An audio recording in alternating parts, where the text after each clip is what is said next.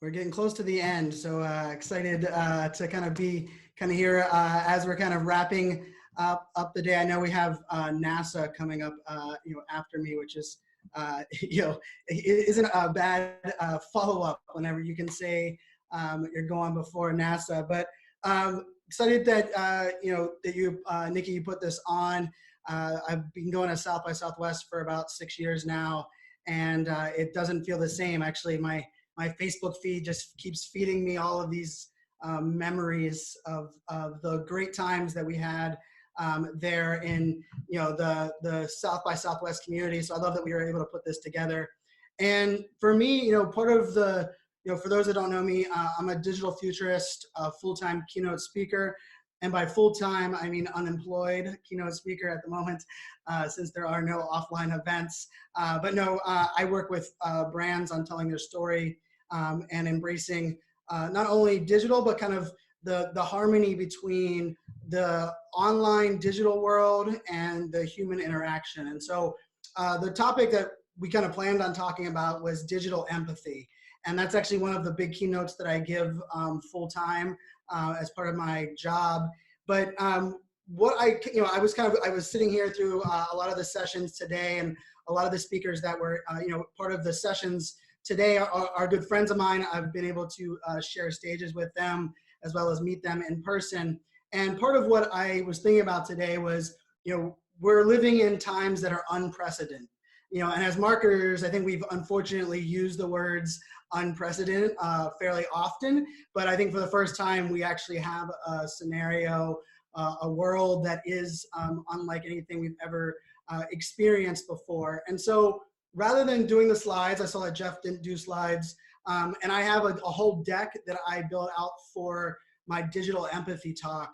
I am actually going to change it because I've been working over the last week on what does empathy mean in a world that right now is full of social distancing. Not only that, but in a world that we need more empathy. And in my opinion, as marketers, we have the greatest power in the world. We have the ability to reach anyone in the world at any time. And with that great power, I also feel like it's part of our responsibility to not only share our messages out there, but to respect and understand what our consumers are going through, how the world exists for everyone that's out there. And so I have kind of an outline of what I'm going to cover today, and I'm happy to share that out with everybody afterwards. But I really wanted to focus on not only how can we be more empathetic as marketers, as leaders, as people that have the megaphone that we have today, but as we progress in this current state, the idea of advertising, the idea of just directly marketing, even selling when there's a possibility of as many people as 20% of the United States being unemployed, we have to take on a whole new responsibility. And part of it comes down to caring more than we've ever cared before. Part of it's coming down to this idea where we talk a lot about trust. Every one of my keynotes, I start out by saying, every brand, every business, every leader is in the business of trust. How do you build trust? How do you maintain trust? And then ultimately, how you scale trust. I'm going to argue right now, we are in a dire crisis, not only in trust, but how do we maintain trust? The brands that I'm advising, those companies that I get to talk to, the events that I'm working with, I'm giving some simple advice right now. And my main simple advice is that we need to focus on maintaining and reassuring and rebuilding the captured attention we already have, rather than spending what we do usually trying to get new attention and capture a new audience. And what I mean by that is, it doesn't mean we can't sell, it doesn't mean we can't market, but we need to really double down and prove that we are a company that's trustworthy. We need to demonstrate the importance of community. And I make this statement all the time that I truly believe, I've been saying this for 5 years or so now, that the future of business is community. Well, we're seeing that right now. And in this world impacted with the coronavirus, the one thing that I think is, I wouldn't say refreshing, but it's a it's a reminder that we all kind of have to look at, is that it doesn't matter your background, where you live in the world, your race, how much money you make, your celebrity status. This virus takes no, has no biases, and it's a perfect time for us to remember that we are more alike than we are different.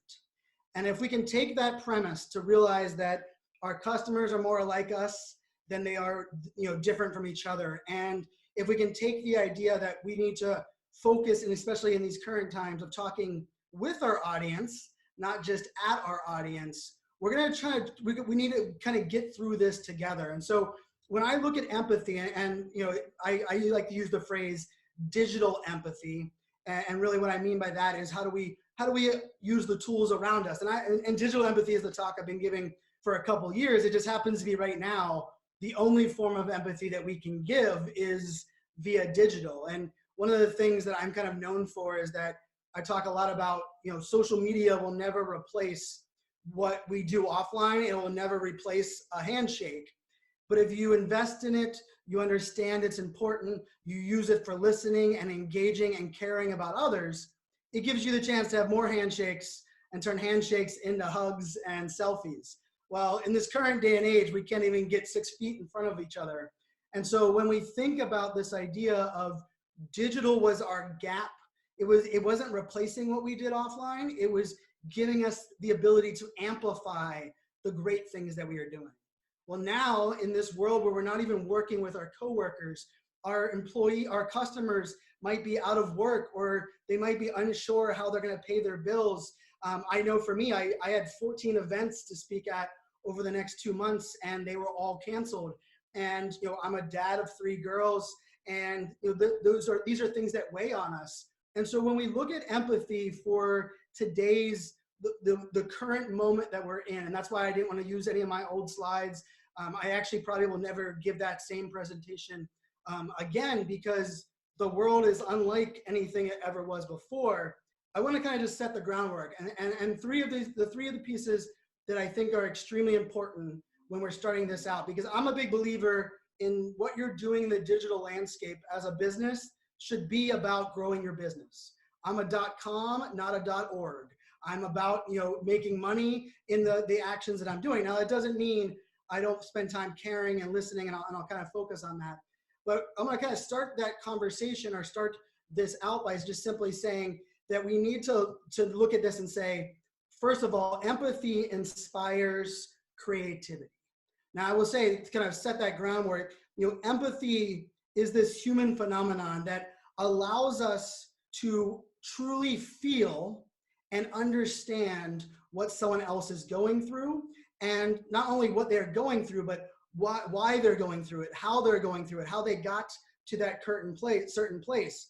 And in the digital world, we've had barriers to actually making that empathetic connection. But thanks to things like video, which of course we're using now, I'm in my house in Northern Virginia, we're able to kind of shrink that distance, but we're also able to now look at things a little bit differently. And so empathy, if we understand our customers, if we currently are surveying and just looking at what our customers are sharing on social, even what are our replies, what are the people reaching out? Are people contacting you asking, hey, I want to withdraw I don't want to pay for that software anymore, I just can't afford it. Or, hey, are you able to not bill me for this month? Whatever those things may be. If we're able to be empathetic to understand that, it also allows us to be creative in ways that we can help, ways that we can give, ways that we can truly stand out in the times that we're in. Because I can tell you, last year, 2019, nobody liked being marketed to, nobody liked being sold to. And that's even for marketers and people in sales. But in 2020, where we're at right now, it's not even that nobody likes to be marketed to and no one likes to be sold to. We don't have the emotional capacity at the current moment to even walk through the experience of selling and marketing, and even how does that all work, because our world has been turned upside down. And so when we think about this, we now need to look at empathy as the vehicle to build trust, the vehicle to understand how we can be customer centric, and then ultimately how we can kind of break down this barrier that digital has created. And I can tell you one of the things that I'm doing is I very much want to transform what we're experiencing right here. I believe Zoom has its great value. We're able to connect via video and stream into a Facebook group as we do right now. But if we want to transform the online conferences and the offline events, nothing we do in virtual will replace the handshakes, the hugs, the networking, the spontaneous conversation. But there is a way for us to reinvent what this digital event virtual experience looks like. And so that's what you see on all the boards behind me. I've been working with a bunch of brands and a bunch of associations to redefine this new digital world where, maybe in the past, I deployed a social selling solution in 2013 for a data center company that I was working for. And we were using social selling since then, but we were probably selling to about 20% of digital customers, 80% still in the traditional offline networking events, direct mail type marketing. And it doesn't matter what industry you're in right now, social distancing and the fact that we're confined, you're probably switching to 80%, 90% of your target demographic and your opportunity to connect with people are now online. And so our tendency in many cases is that all of a sudden, now that everyone's online, now we're like, oh my goodness, we have more people to reach. Let's inundate them with ads and let's get them to sign up for webinars so that they can send them more emails that nobody will actually read. And I can tell you that that tendency is human nature. It's kind of how we approach so many things. But I think we have to take a step back and we have to really value the trust that we've built over these years, because the warning that I have for brands, and I'm not one that beats around the bushes, is that if you are not being empathetic today and you are not focusing on caring and providing value and maintaining and restoring the trust that you currently have, you will lose trust, not just for the short term, not just for the coronavirus times, but you will lose trust forever. I always tell people that the worst thing that you can do when you're sending it, or the worst case scenario, when you send too many emails as an email newsletter, it's not that someone doesn't read it.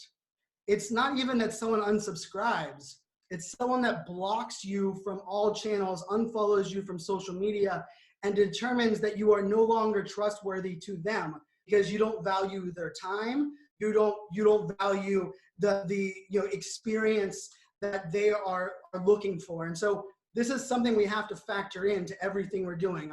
I heard Jason Keith earlier talking about some of the trends that were going on. I loved some of the things that Stephanie were saying, as well as Carmen most recently, and Jeff Barrett before Carmen, when it comes to this idea of connections and moving forward. And I can tell you, one of the things I want everybody to write down from this session is that we have to focus on connections over engagement. We need to throw out the concept of engagement, and we need to reevaluate, what does it mean to have a connection? How do we prioritize connections? How do we look at connections and their overall value? And so one of the ways that we can do that is that we can tap into what is referred to as emotional empathy.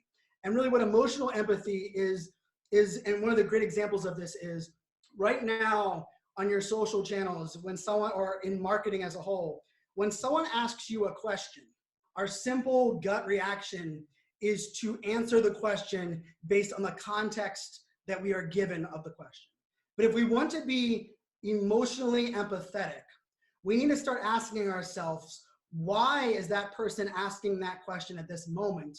And then what are the things that have impacted that person so that they've inspired them to actually ask that question? And then probably even more importantly, how can we answer that question to cover more than just the context of, hey, I no longer can afford your service, or I need to disconnect from your subscription-based product, it's no longer a priority. And so that emotional-based intelligence really means, how can we add emotional layers to digital interactions or digital connections that we have with people? So every time, and I like to think of this as, in the old school way of things that we've worked at in digital and social, we always think about things as a message, right? Like when we get an email, that's a message between us and someone else. But if we truly evaluate that message, it's much more than a message.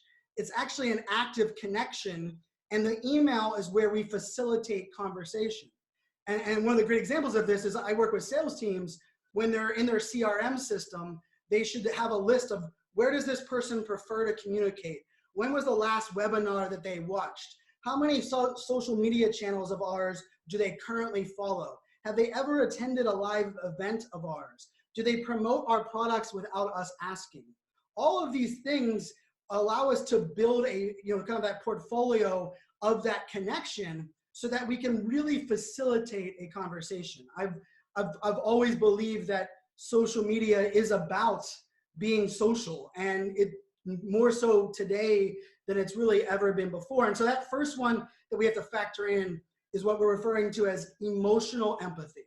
The second one is cognitive empathy. So cognitive empathy in the sense of we need to shrink the distance, shrink the gap between us and our consumers through proactive measures. And what I mean by that is it's very easy for us to listen. It's very easy for us to wait for our customers to contact us to complain. But we're seeing some great examples of some brands that are doing this right now, where some of the brands aren't waiting for customers to complain or want to unplug or disconnect their services. They're proactively saying, hey, we're giving all of our customers the next 30 days for free so everybody can get on their feet.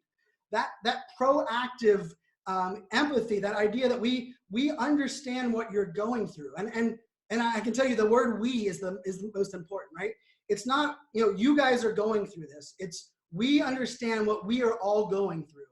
And we decided to proactively make these decisions, because when you're proactively solving people's problems, providing them value, even giving them more time back, or even having one less thing to stress out about, it not only builds that trust and maintains that trust, but it kind of gives you a little bit of a bucket of social goodwill. And I think in this day and age right now, we need to start chalking up those buckets of social goodwill, not only actively engaging and actively having conversations, but extending it far beyond that. And so that's the second one. The third one is consistent empathy. And I will tell you, this is the easiest thing, and yet the thing most of us do really badly. Consistency, consistency, consistency. Being consistent with your brand message, being consistent with how you reply. Right now is not the time to make massive drastic changes to how much access someone has to you. And a lot of that comes down to managing expectations. For brands, when I'm talking to them and they're like, well, Brian, I think we're gonna post less on our social media channels. Or Brian, we had to remove that event and I think we're gonna delay the virtual event for a couple months. We have a tendency to be like, well, we're gonna do that and we're not gonna worry about people finding out. But as I said on the previous one, we need to be not only proactive, but we need to be consistent with our message. Therefore, if we're deciding to make new changes, we need to manage those expectations. We need to tell the public, hey, we're only going to be engaging on these channels on a Monday through Friday. If your support team is working from home and you're stretched thin, or maybe you had to lay off some employees, putting it in your social media bio, managing expectations, letting people know, hey, we feel you, we understand, and this is what we're going to be able to deliver. The problem has become when you don't manage expectations and you allow the customer to decide what the expectations are based on their past experience, that is when things get out of control. That's when the brands can truly lose trust, can really jeopardize kind of that relationship and how things are going. Now, I will tell you, the concept of digital empathy, which is where I really wanted to focus this message on, really comes down to this idea of how do we build interpersonal relationships of all types, across all channels, across all mediums of content. And what I mean by that is we've heard this and we've even preached it for the longest time. Everyone learns differently, everybody consumes differently, and we live in an on-demand world. We want stuff where we want it, when we want it, how we want it, and we want it in the format that we individually want it, right? Like I get really frustrated that HBO Go does not allow me to download my movies so that I can watch them on an airplane. Like hashtag like real world problems right there, right? But that idea that is like, hey, that's the on-demand world that we're living in. Well, right now we're living in an on-demand world where we're more connected than we've ever been before. And you know, I'm a pager wearing millennial, which just means I was born in 1981, and brands have hired me for the longest time saying, how do we reach this hyper connected customer? You know, they're so connected, they're always stuck in their phones, yet they're the hardest audience to reach. And one of the things that we have to realize that is today's customers are more connected, more informed, and smarter than they've ever been before. And let's face it, we as customers have more power than we've ever had before. And so with that power and with our current emotional levels being so disconnected, being so disrupted, you know, having our kids home from school, maybe, you know, working with our spouse, maybe for the first time, not having a commute into the office, you know, not having the water cooler, being able to eat lunch with people. We really do have to respect and take a new approach to how we connect, how do we build that trust, and how do we extend that trust over this long period of time? Because the other thing about this right now is that we have no idea how long this is going to last. You know, unlike 9/11 and a couple other things that have impacted, you know, my world since I've been in the real world. It's one of those things that the unknown is almost as scary as the virus itself, as the amount of stress levels that we have coming into us at the moment. And so I'm going to kind of walk you through real quickly what I think the places are that we can go as marketers to be more empathetic, to understand the importance of digital empathy, and to really take on the role that I believe we should take on, which is this idea of we are the facilitators of trust, we are the drivers of conversation, and we are the ones that empower the voices of our community. And so the first one that I kind of touched on already is that we need to focus on connections over engagement. So connections over engagement is the first one. And really, I kind of hit that one home. The idea of a like and a heart have never meant less in the world than they do right now, right? You know, like the fact that we can't give somebody a hug, we can't even give somebody a fist bump in real life, that simple nudge is no longer good enough, right? And therefore, we need to take the time and effort to connect, to drive conversations. If someone is sharing out or mentioning your brand, we can't just go thank you. We must drive more additional conversation. The second piece of this, the second step is we must focus on curation over creation. Now, I know a lot of us, the creation world is what we live in, especially in the social media space. But right now, nobody trusts a brand or a logo to begin with. But we really don't want to hear from that brand or logo. We want to hear from the people that work at the company. We want to hear from the people that make the company great, which are its employees. But we also want to feel like we're not alone. And I believe if we start curating content and what I mean by that is I really do think that we have to understand not only how do we curate content, which means sharing our community's content. If someone's tagging us on an Instagram story, resharing the Instagram story. If someone's tweeting at us, rather than just replying, why not quote retweet and amplify what they're doing? And that's a big step for us because we have a tendency to want to create a bunch of new things. And in this moment, we have to ask ourselves, is our community or is our current audience currently in the mode or mindset to consume that? The third one that we need to look at is we need to listen more than we're talking. And what I mean by that is we have a tendency to wait for people to engage with us. And then we have a tendency just to broadcast off of our channels. If you really want to provide value, if you really want to stand out as a brand, you really want to build trust, you don't wait for someone to mention you and you don't broadcast it only from your channel. You go and listen to where your community is having conversations.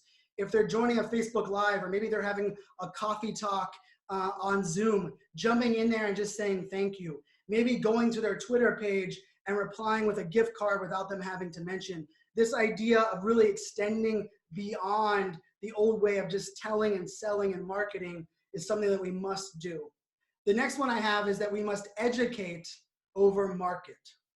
Right now, we need to really work hard on not including the call to actions, not feeling like everything has to lead to a landing page. You know, I'm seeing right now thousands of blogs on remote work. Some of them are very real and from a place of value, and they want to share what they've learned. Others are from a simple place of, we want to get people to read a white paper about artificial intelligence, automating the future of work. And today's customers are smarter than they've ever been before, and they're going to see through that. They're going to cut through that noise.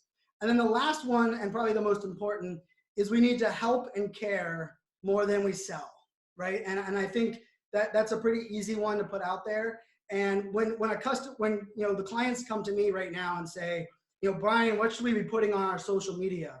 I boldly say you have two options at this point. You say nothing, you listen and engage those that are coming towards you, or you care and provide value as much as you can and do it from a mindset of helping. Not from selling, not from marketing, not from lead generation, not from word of mouth or influencer building. And I think this is more important than ever before. And then last but not least, I will say we need to take a stance and be more transparent and be more vulnerable, not only as brands, but as individuals.